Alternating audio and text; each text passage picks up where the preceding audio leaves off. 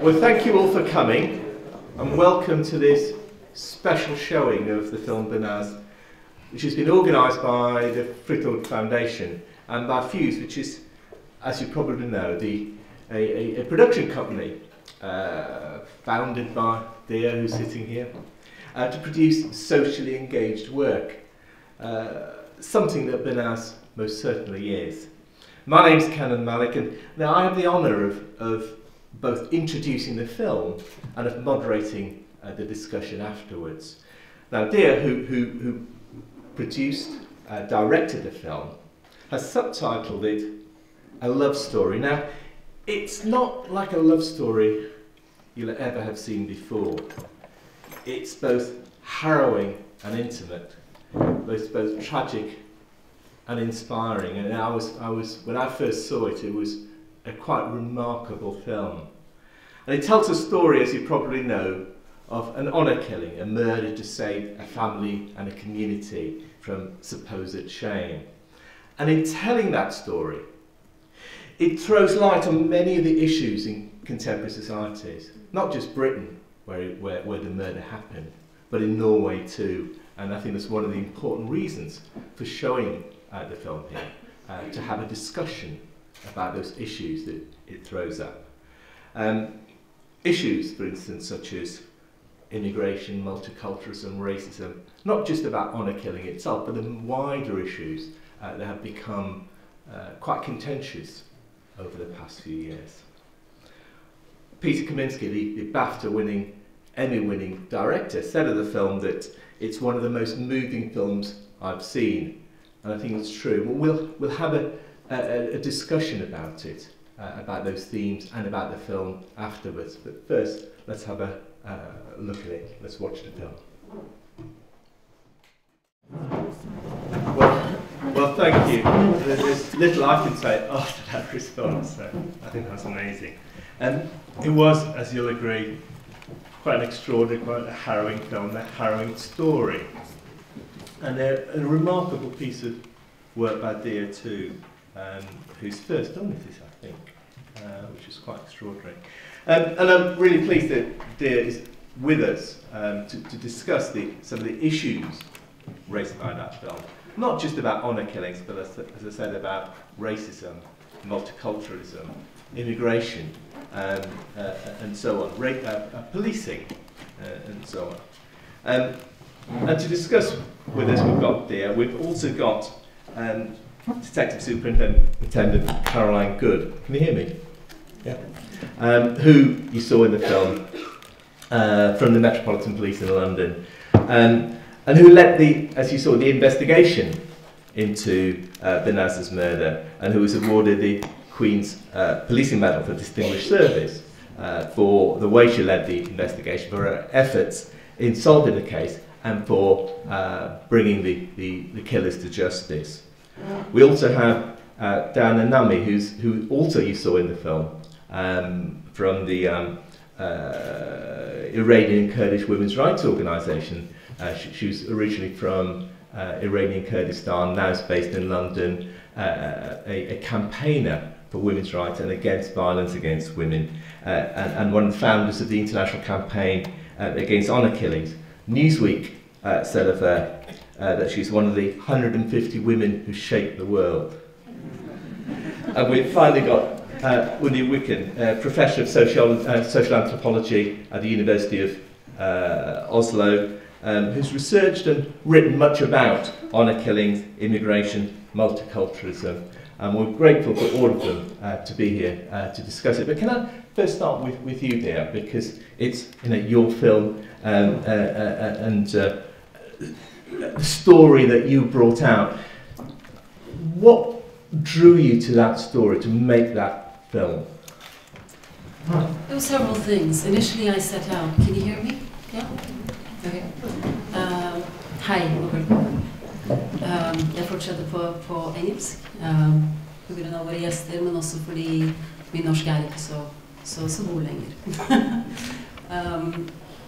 It was several things. I set out about 4 years ago wanting to make a film that would explain to Western society, Western officials, the paradigms of honor and of shame and the bearing that that has on all of our lives, whether it's myself, whether it's Deeyah, or whether it's other women who look like us. And the way that I wanted to explore that was through 3 or 4 different stories of honor killings that had happened throughout Europe. And as I started researching this, I was familiar with the Banaz Mahmod case already, but I went and I did an interview with Goode. And in this interview, I could tell that she was really attached to Banaz and that she carried something that's really important, I believe, in addressing this issue, which is she cared and she carried love for this girl. And to me, what we need in order to create change and in order to genuinely tackle this is those 2 qualities. We have to love and we have to care at first. And she, to me, represented a walking, talking, living example of that. So I decided the way I want to explain this and the way I want to address this issue is through a woman like Caroline. A lot of people ask me, so the whole film ended up being about Banaz and about Caroline and about the whole, and Deeyah as well. A lot of people have asked me, did you do the film about Banaz because Banaz's case is so brutal, it's so violent, it's so awful. And I said, actually, no, that's not why, because every single one of these cases are awful. They're horribly violent. They're so sad. And what's different about this is not the horror. It was the love. And that's what I wanted to show, because that is ultimately where the solution lives. So that's how it came about. And, and I think it's such an important issue that the killings, honor killings, is obviously a very extreme manifestation of honor-based oppression, honor-based mentality, social structures that are based around honor and shame. But I think really underneath the surface of Norwegian society, of British society, of French, German, Swedish, Danish society, within our ethnic minority communities, this exists. This exists. These violations against our young people exist. I've experienced it on my skin, on my life. I've experienced it in context of my friends and my extended family. I don't know anyone of my background or similar background to myself who hasn't at one point or another in their life been exposed to these concepts of honor and of shame, and of those concepts genuinely, deeply restricting our ability to fulfill our human potential just as individuals. And like one of the gentlemen in the film said, we don't get to enjoy the same freedoms and the same rights as a white Norwegian woman gets to experience. And so I wanted to make a film that would explain this so that we can open a discussion about this. But also, I want us to have the same rights. I want us to have the same protections. I don't want us to be treated differently.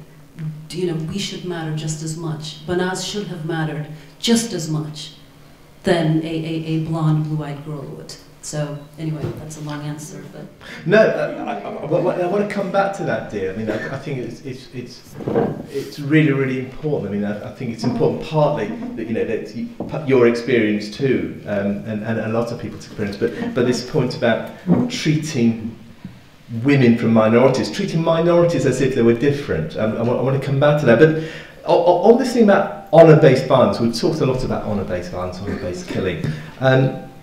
It might be worth spelling out what it is, what we mean by it, and what is honour-based killing. I mean, for me, I'll probably let Deeyah and some of the others go into more details of this, but just a very basic premise that I can explain is it's not rooted in, I wouldn't say that it's exclusively rooted in religion or culture or anything like that. Those are all exaggerating factors that add to it on top of something else. And the something else is what defines our lives are particular social structures. And the social structure in societies where honor-based violence is possible are social structures where the needs of the collective, of the group, are far greater than the individual. So the needs of a community is far more important and will be number one on the priority list, and not the individual. Norwegian society and most Western societies are based on the importance of number one priority are the needs of the individual.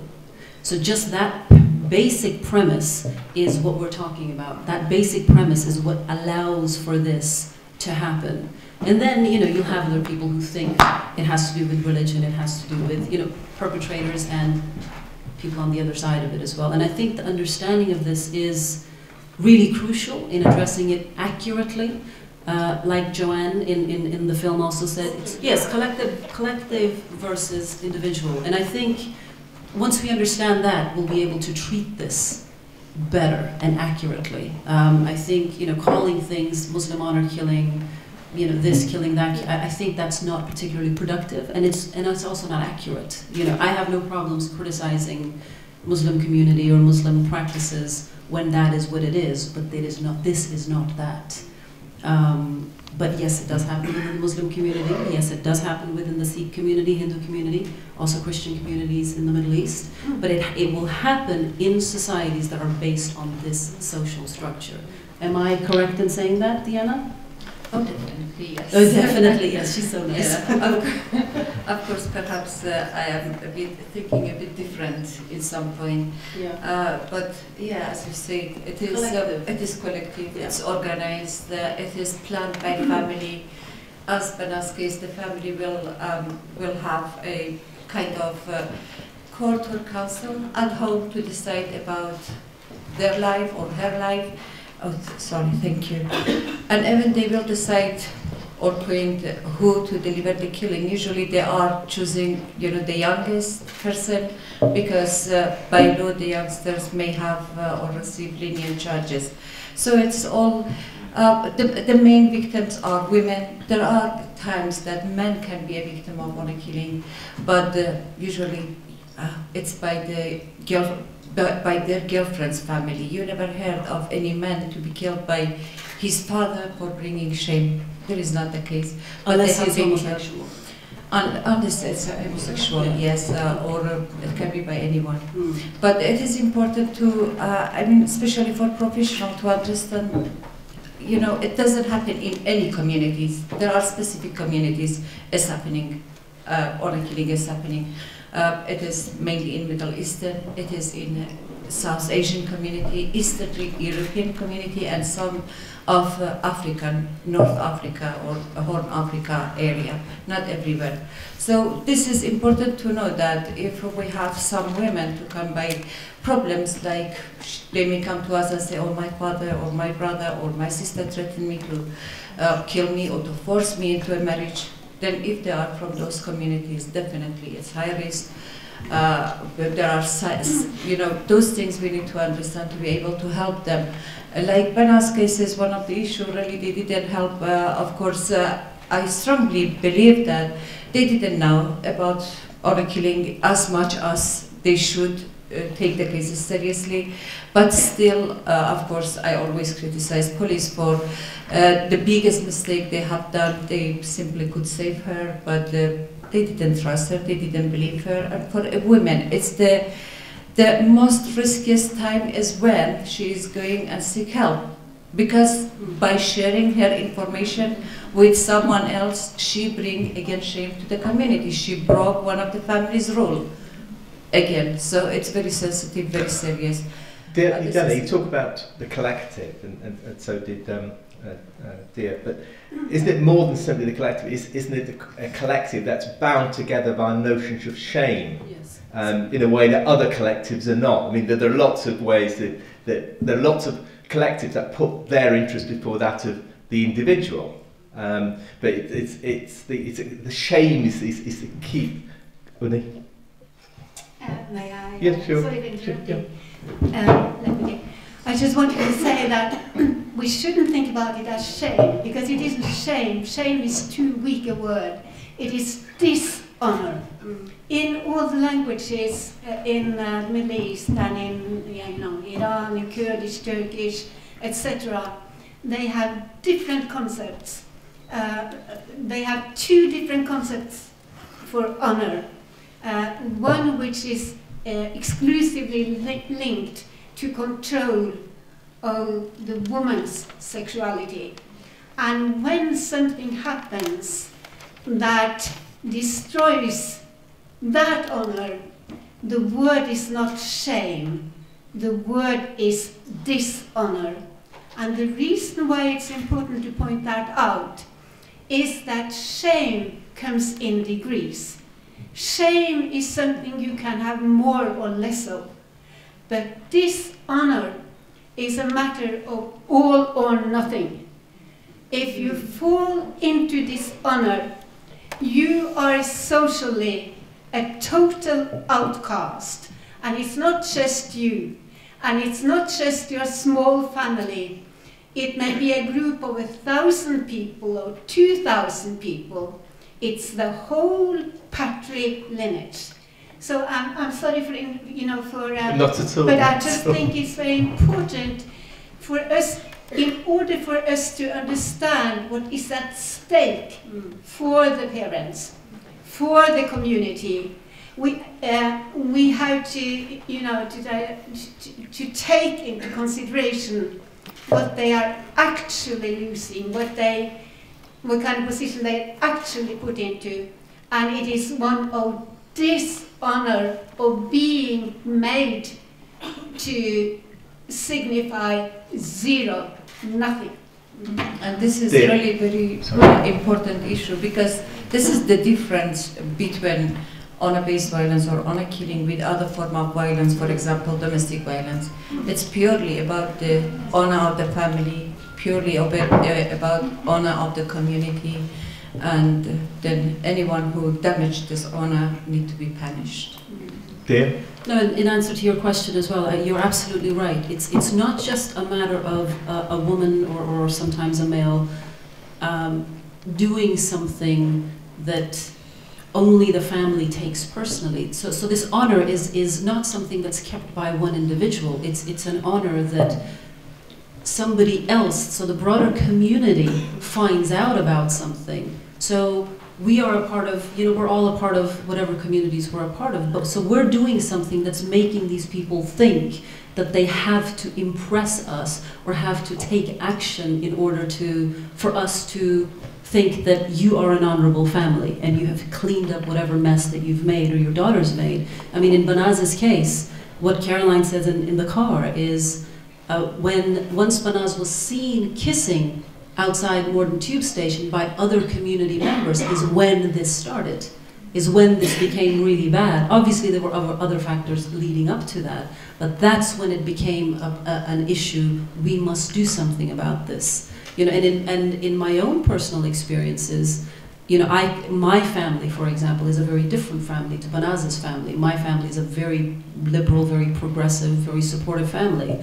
But when I started being told in the streets of Oslo that you are dishonorable, you are bringing shame on this, that, and the other, my family stood by me. And my family was pressured and told by people. We had people coming in, having meetings in our house in Oslo, telling them, you have to take care of your daughter. What is she doing? We don't accept this behavior from our girls. What are you doing? So the difference is, I mean, I'm not at all trying to compare myself to this at all, but just to give you an example. My family stood by me, so I'm sitting here. Banaz's family chose not to stand by their daughter. So they do it for the rest of the community. They do it for somebody else. They don't do it just for themselves. Does that make sense? Yeah. And how prevalent is it? I mean, Caroline, you've been involved with this for a long time now, on the policing side of it. How prevalent do you think it is? I think one of the main difficulties with trying to deal with honor-based violence, certainly in the UK, has been that we don't know how big the problem is, and trying to scope the depth of the problem is one of the first steps that we've taken in trying to tackle it. Certainly, all of our crime reports are electronically tagged, and we have a method of being able to flag those that are related to honor-based violence or forced marriage. And since we've been doing that, in the first year that we did that, the Violence Against Women report showed that there was an 87% increase in honor-based violence, well, of course, our minority ethnic communities haven't all gone mad and started attacking each other. It's not a sudden thing that's happened. It's been there under our noses all along. It's just recognising it now that we are becoming more aware as a result of things like Banaz's murder and the subsequent investigation and other honour killings that we've had, Shafilia Ahmed being another case in hand. Because we now recognise what's happening, we are able to count it, and also because women are becoming more confident and able to approach the police when they recognise that we are improving our policing techniques. So to cut a long story short, I think we're seeing the tip of the iceberg. I think there's an awful lot out there that we don't know. These crimes happen within closed communities. As Nazir said during the documentary, if a parent doesn't report their own child missing, it's very unlikely that we're ever going to know that that person's missing in the first place. I don't think we even know who we've got in the UK half the time, yet alone when they go missing. So it's very, very difficult to scope the depth of the problem. I suppose the other question is not simply how prevalent is it, but why is it prevalent, particularly in Western societies? But what causes it to sustain itself, to continue? Deeyah? I think there are a few issues when you think about it, because sometimes I remember one Nazir went back to Pakistan. When he came back to the UK, he says in Pakistan the situation is much better than UK. You know, it's very strange. We are living in a country that human rights and women's rights is highly respected, implemented. So why that issue is, this problem is much bigger and it's more. One of the issues is that the people from those communities, they think that they have to keep their identity against the racism or against the dominated community which is there in the British or Norwegian. So by defending everything about their culture, and they feel that it is their pure identity, they have to do. This is one thing. The other thing, they believe that women, when we are coming here, so we have got extreme rights and entitlement here. You can be free, use all the law, it's in your side. Whereas in the other country, we haven't got there. In Iran, you have no rights. A woman, you know, you will be killed simply, not even by your family, by government, if you go out without hijab, just simply to show your hair, nothing more.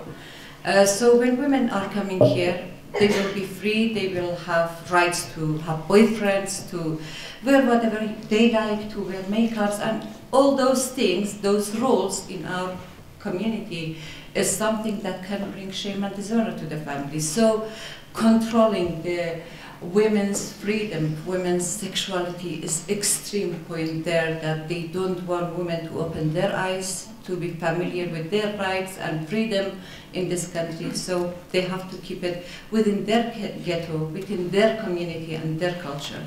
And because of that, especially for young people, it's very hard, because always they, you know, I said here somehow that they have to play different role. When they are at home, they have to be the Kurdish girl or the Asian girl and be very nice and respectful and calm yourself, or do the same things that your family wanted you to do. But when you are going to school and outside, you have to be different people. Take out your hijab, I don't know, and wearing a little makeup, going to school. This is the things that we are experiencing. I mean, this struggle and living into different culture. Deeyah, can I just ask you a question about that? Because I know growing up in Britain that my parents' generation were of a generation, my parents come from India, and they were a generation that kind of brought with them their subcontinental mores, but they wore it fairly lightly.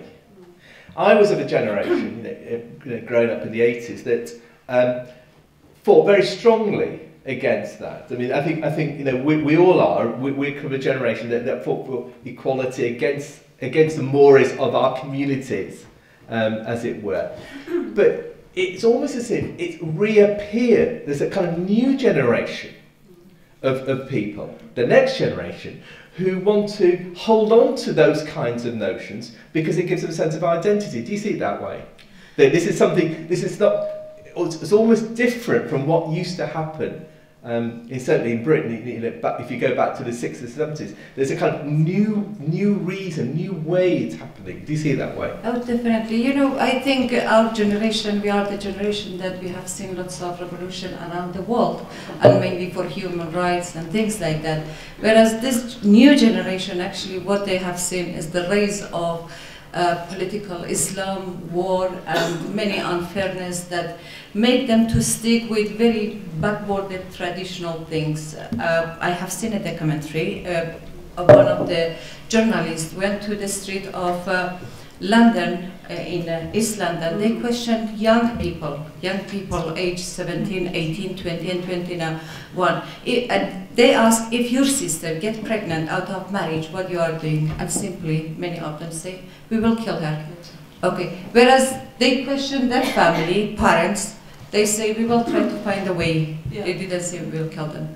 I mean, it is, I'm afraid, become like in my personal view is that the rise of political Islam and fundamentalists bringing back lots of culture, lots of very backwarded and you know, things that is against human rights around the world, not only in the UK. The first things that they have done, I don't want to go to this discussion, but an example, 10, 20 years ago, there were very rarely you could hear about forced marriage, not forced marriage, female genital mutilation, or even honor-based violence, honor killing in Iraq or in Iran.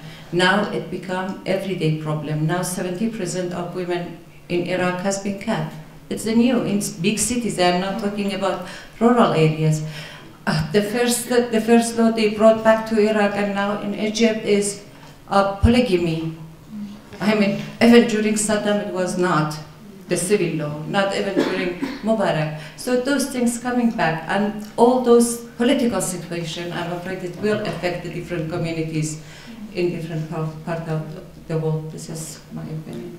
Deeyah? In some of the research that I was doing during this film, in speaking to a lot of younger men and also a lot of other researchers as well, what seemed to be a consistent sort of thread as well on an emotional level was a lot of people felt that because a lot of the younger boys, our younger generations of men within immigrant communities are feeling more and more marginalized and are feeling more and more disillusioned and feeling less and less like they belong.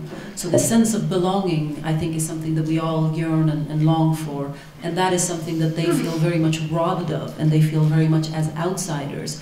And so, and I think even Joanne might have said it in the film, so one of the ways of sort of reclaiming some sense of self, some sense of dignity, or you know, keeping your masculinity intact is, well, at least I can control my sister, at least I can control my mother or the women in my life. So that becomes your identity, and that becomes, at least you can control that part. Everything else is out of control and you can't do anything about, or you feel you can't do anything about, but that one thing you can. So that's what was one of the sort of reoccurring answers that I kept coming across. Unni? Yeah. Yeah.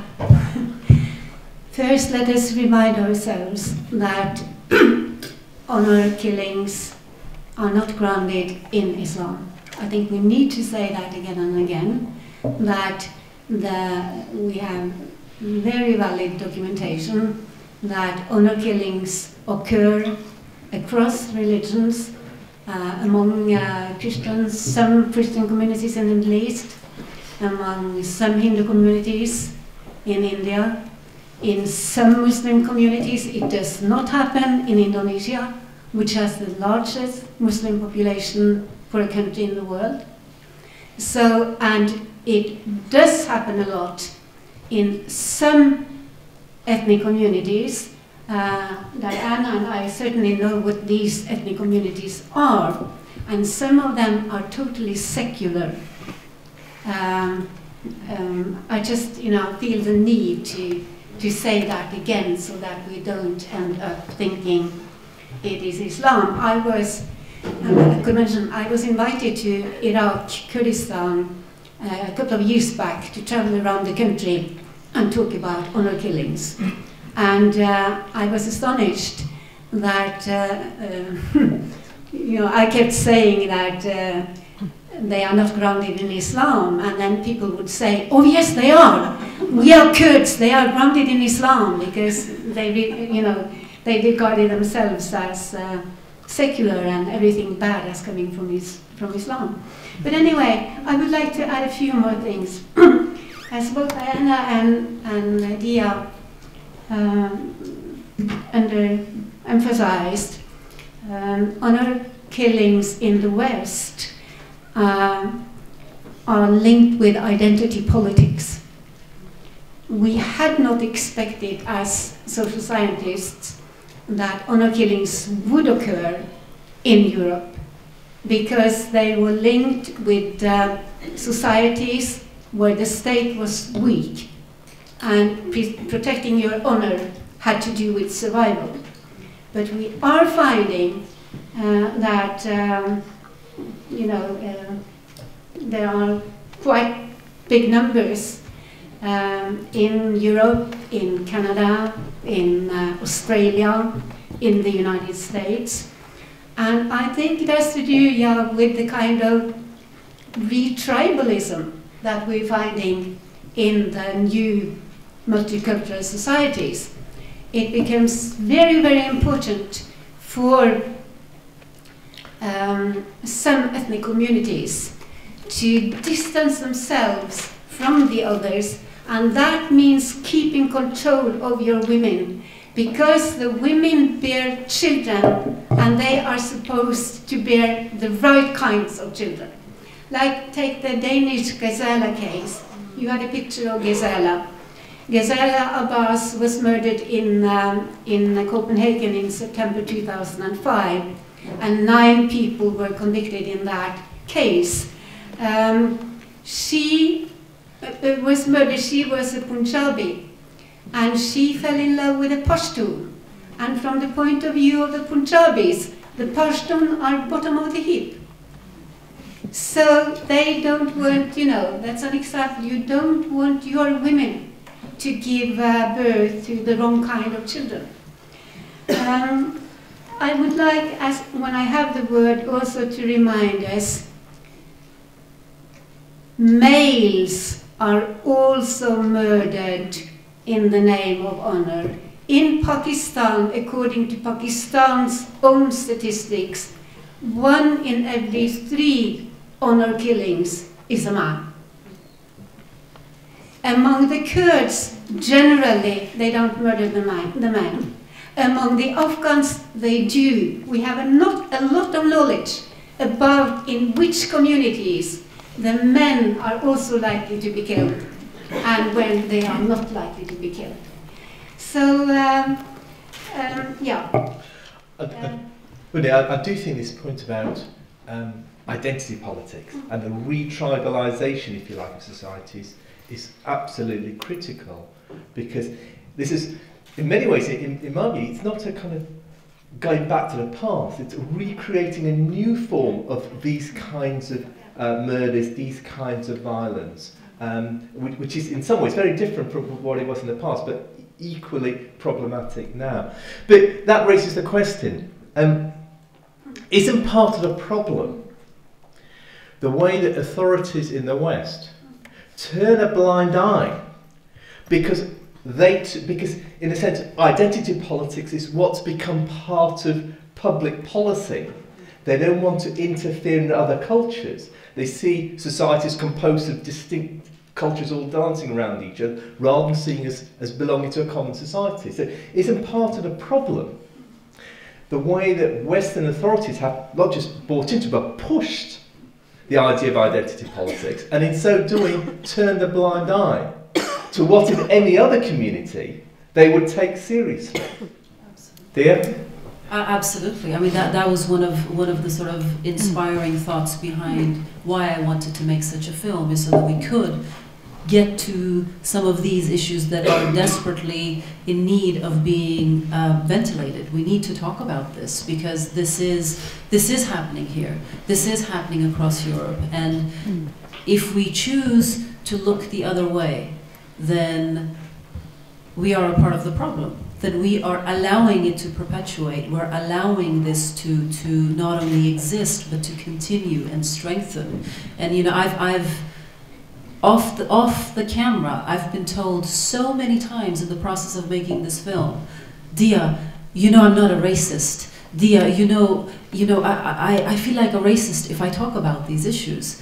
And it makes my blood boil when somebody sits there and looks me in the eyes and says something like that, because by saying that, by saying you will not say something about abuses and violence and the brutality against minority women because you're too afraid to be labeled a racist, that is racist. You're being a racist. If you're okay for this to go on in particular communities, then you are being a racist. You're saying it's okay for people to look like people who look like me or Diana to be butchered.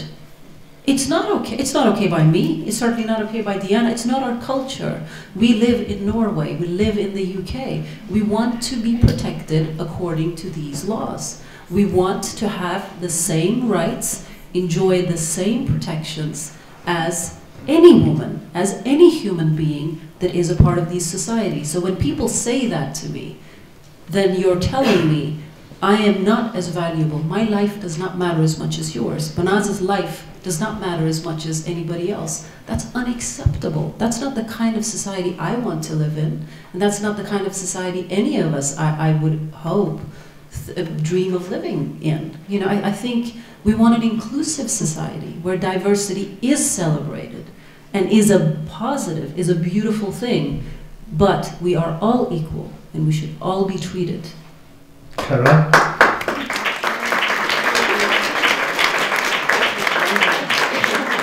I agree with so many of the things that you say there, Deeyah, and I personally believe that if you are aware of something that's happening with the minority ethnic community and then you don't take positive steps to combat that, that in itself is a racist act, is institutionally racist.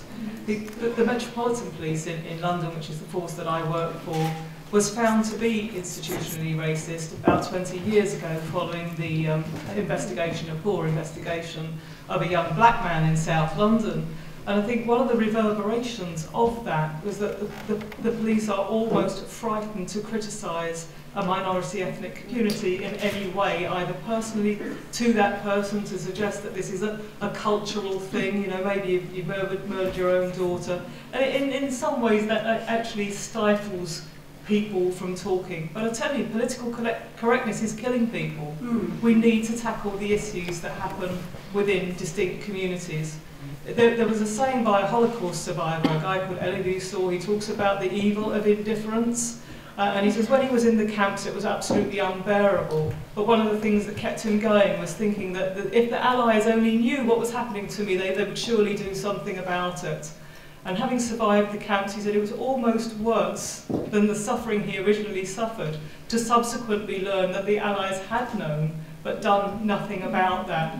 If you are indifferent to somebody else's suffering, you rob that person of their dignity, and in so doing, rob yourself of your own. So I absolutely agree with you that we need to, A, make ourselves aware of what's happening within communities, and then do something about it. Absolutely.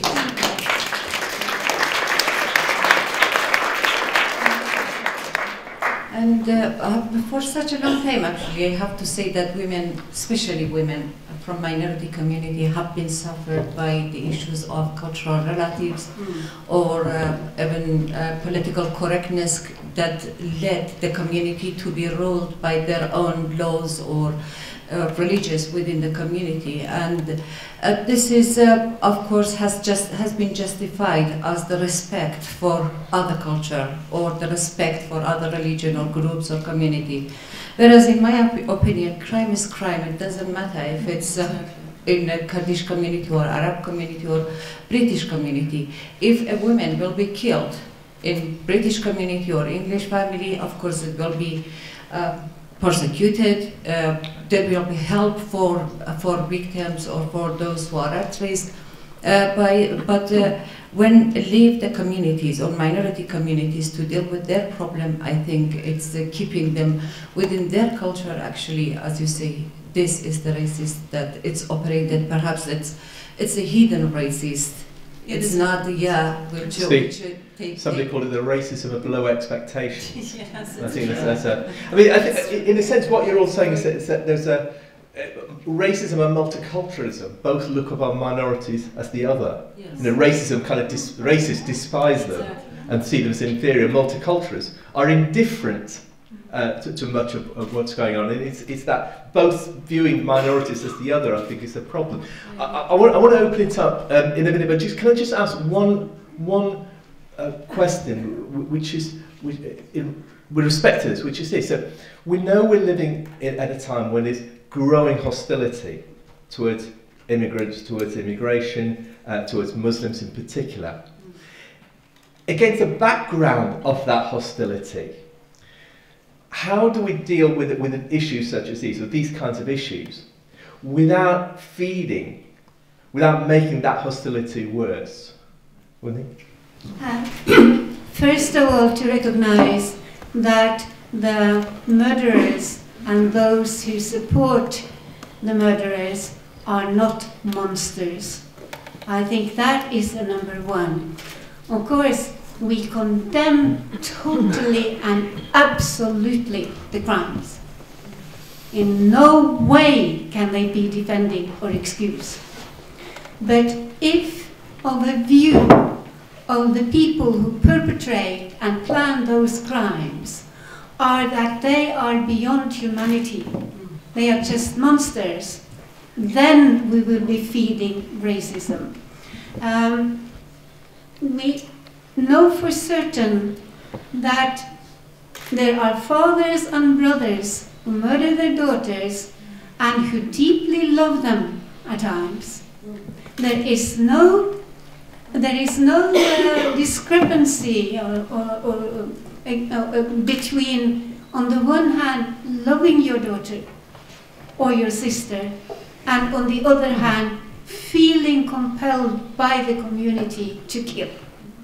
So that is the real horror of this kind of honor culture, that it makes, it makes victims of so many, and of course, some of them have power to make their own choice and say, I won't go along with it. But by all means, we need to understand why they are acting like they do, and that there are many kinds of victims. Otherwise, we will be creating racism, and yeah. Deeyah, did you want to say something? Either. Whoever wants to speak. Yeah.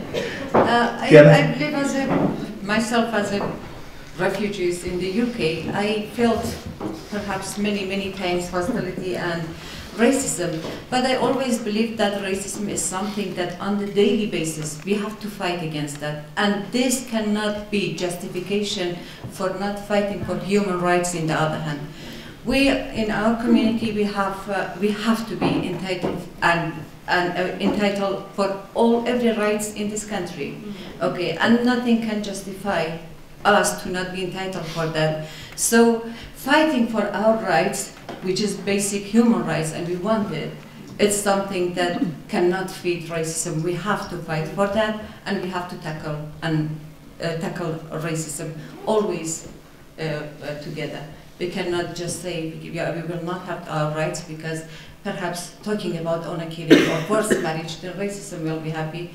They can be happy, but it's our rights. We want to have it. It doesn't matter. Our battle with them is forever and needs to be continued. From my perspective, so very quickly, I think the way to deal with it without necessarily incurring racism is through frank dialogue, and that needs to come from the community themselves as well as externally. I would like to see religious leaders, for example, I know it's not just purely religion, but religious and cultural leaders speaking out, acknowledging that this happens, but saying it's a minority and doing something to stop it. Because that fosters a positive attitude towards that culture. Deeyah? Just a couple of very quick points. I completely agree with Diana. I think that basic human rights and being subject to the same protections and same laws is something that we're all entitled to. And I don't think that one violation trumps the other. I don't think one form of victimhood is any worse than another form of victimhood. I think, yes, racism and discrimination does exist against men and against certain religious groups and cultural groups, and that is a very serious issue that should be handled, and we should talk about this. We mentioned this yesterday even, but that has nothing to do with violence against women and the oppression of women. That is just as legitimate of an issue that needs to be tackled. The two are not connected. The two can be addressed separately or even parallel to each other. But one is not worse or more important. And I think so far in this dialogue in our countries that we've had, racism has trumped the needs and rights of women, and that should not be acceptable. And then the second thing that Caroline, you were saying about community leaders and religious leaders, personally, I would like to see religious leaders and community leaders completely removed from this conversation. They have done nothing. They will do nothing. If they were going to do something, they would have done it by now.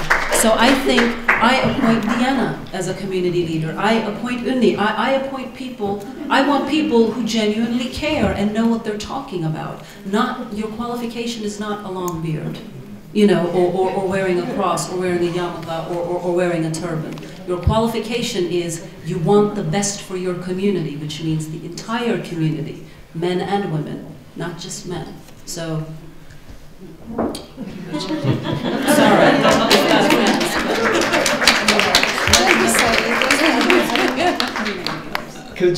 I absolutely agree with that. I think it's one of the key. They don't represent us. No. No. Absolutely, I think one of the key problems of the last 30 years has been the way that certain people have acquired a status as community leaders, not because they represent the community, not because they've had any kind of democratic mandate, but because they've got a relationship with the state.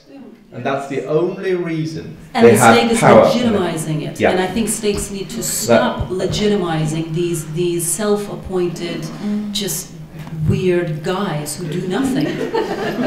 Seriously, they don't represent me. They don't represent you. What do they do? They're more than weird. They are reactionary. They really are. Because They're what happens is dangerous that the for most this reactionary, dialogue. conservative elements in these societies, in these communities, get them promoted out of the way. and therefore that feeds racism, because people come to see those communities in terms of those reactionary leaders and their policies, and not in terms of what those communities actually believe and actually hold. I know there's lots of people here who've been involved in these kinds of issues, policymakers, police, social workers, academics, and so on. And we're really interested to have to hear from you too. All I'd caution is that we haven't got much time left. We've got about 10 minutes. We'd love to hear from you, but do keep it brief and questions as much as comments, please. Yeah. I would like you to say something more specific and concrete about the follow-up of the criticism of the police in England in this case. Was anybody punished for the neglect of their professional duty, that kind of thing, or did it change the routines, the instructions for the police in receiving women like this? And in general, can you say about how you work specifically with this kind of issues of honor-based violence and killings in England at the moment? What's your focus? Okay, if I can start with the police failures to start with. It's really important to be honest. There were clearly police failures. Obviously we didn't kill Banaz, but I think we contributed towards her death by failing to prevent what happened to her. There was a formal investigation into the lack of police action, both within my own force, Metropolitan Police Force, and the West Midlands force, who dealt with the allegations of rape and physical abuse that you saw Banaz making the allegation of there. Officers were disciplined for that. Banaz's investigation on her murder was a real catalyst for change for policing in the UK. And we did learn our lessons from the mistakes that we made. I know that doesn't make it better and it doesn't bring her back, but at least her death has been a catalyst for change for other women there has been a massive amount of training, both internally and with our partners, social services, education, health, lawyers, Crown prosecutors. Everybody is so much more aware of the issue than they used to be. I think the battleground now for me is maintaining that interest, particularly in times of austerity, when resources are being cut, when it's not a current issue. Things tend to disappear from the public awareness and from police awareness. So I think that's something we really need to keep the momentum going on that.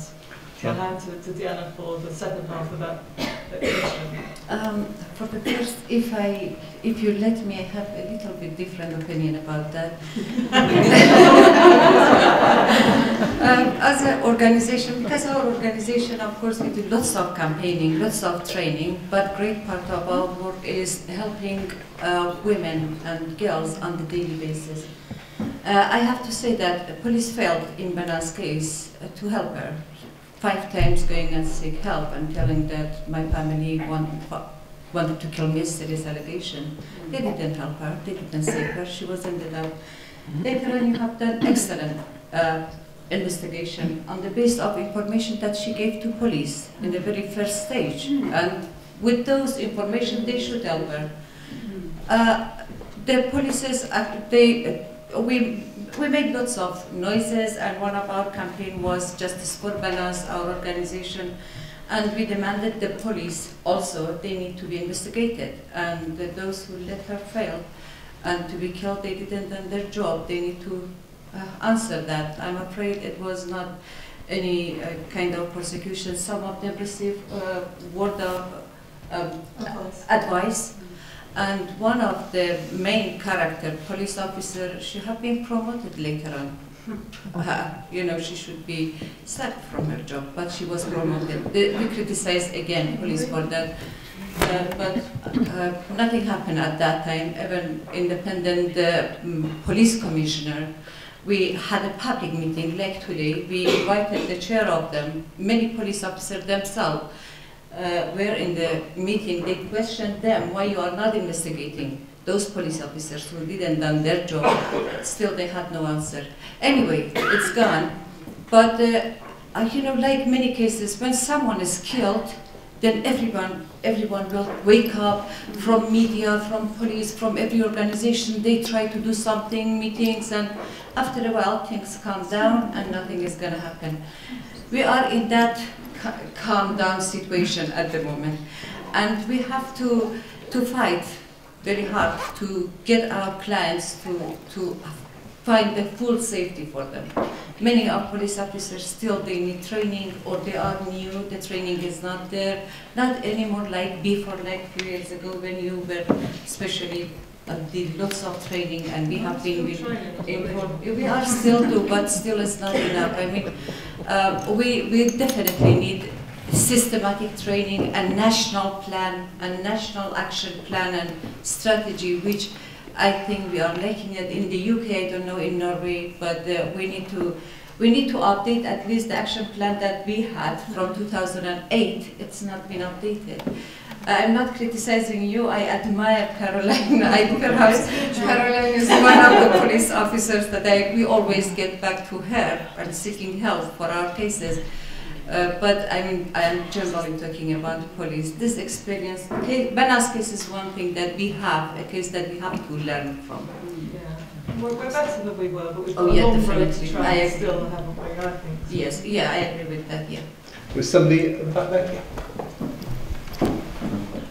Hi, first I would like to give a hearty thank you for this wonderful documentary. Of course, it was pretty hard to take, and I got pretty emotional about it, but I would very much like everyone here not to leave thinking that somehow Islam was exonerated or absolved of any consequence or influence on the phenomenon of honor killing, and that's why I'm putting my question to Unni. I am from Iran, I am a half-Kurd, so I can afford to be not politically correct.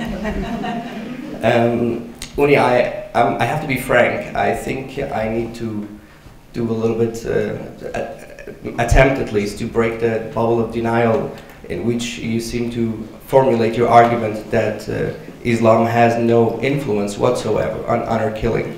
The Islamic scripture, the Islamic text, and all the religious leaders are kind of reinforcing the culture that allows and rewards violence against women, and in this case, the honor killing, which is a perfect example of what John Stuart Mill calls the tyranny of the majority, in which the majority's mores kind of suppresses the rights of a special or group or targets the other group. I would just like to mention that the proper word for having sex outside marriage is fornication, and with that I'm trying to kind of revitalize its Christian continence and the kind of feeling of guilt that this word brings about. And this guilt is shared. It's a sin against God. It's a sin against society. That is why you see a communal reaction, cooperation, and attempt, premeditation in order to commit a murder. So from my perspective, I see the Islamic text, and also, for that matter, any religious text, that somehow deems fornication as a sin against God or the society, and brings this huge amount of shame and guilt to it, as a framework that reinforces and helps maintain the kind of violence we're experiencing in the case of honor killing. So if you could please explain a little bit whether you are totally denying this fact or contributing elements of it. Can I just ask you to come back very quickly on that? Very much. And this is not a question you can take quickly, but thank you for your question, your remark. I was saying that it is not a matter of Islam. By that I meant to say that they cannot be explained by Islam. We know for certain that these kinds of murders exist and happen across religions and also, as I said, among secular people. Islam can be used or misused for all kinds of purposes. And there are in the world, in Indonesia, in parts of the Arab world, there are many Islamic or Muslim communities where we do not find honor killings, and there are many non-Islamic where we find them. So in the Quran, there is nothing written to justify a father or brother killing his own daughter or sister. There is a surah about stoning for adultery, provided you have 4 witnesses who actually saw the act, which is difficult. So I mean, we could spend a long time discussing. We disagree, but I stand my point. Well, I think I think this is for another discussion. Is there anything anybody else wants to raise? Because we're just about come to the end of our time. Well, I think Deeyah's wants to say a few words, and it'd be really, really good if you could, given how important you are, not just to the film, but to the whole project, and to bringing these issues up. So, Deeyah. Well, really, I just wanted to say a quick couple of words before we leave, which is, I believe that the way we're going to get beyond this is if we treat these girls like our girls. I believe today is actually the 24th of January, which is the day that Banaz died. And so it's a good day to think about her and to remember her. And I believe that we need to get past it's those people, it's us and them and the others. And I think it's our responsibility to remember Banaz and to remember these women. It's our responsibility. We should mourn them. We should remember them. We should love them. I think we can learn from Caroline. We should love them. And I think they are our daughters. They are our sisters. They are ours. And I think unless we look at them like ours, then this will continue. And I think the minute we start loving them and remembering them like they are a part of us, then we stand a chance to stop this, or at the very least reduce this. So that's all. Caroline started the film by saying she loves these women, and I've come to love her, I've come to love these women, and I've come to love Banaz, and she will forever sit here. And I feel very, very honored to have had the opportunity to make a film about her, and to get to tell the stories of these remarkable women as well. And thank you for listening. Well, thank you very much for coming and for taking part in this discussion. Thank you very much to all of you for taking part, and most of all, thank you to Deeyah for the film and for the courage of raising the issues, which isn't an easy thing to do in these circumstances. Thank you. Oh, and thank you very much. Thank you for joining us, Kenan.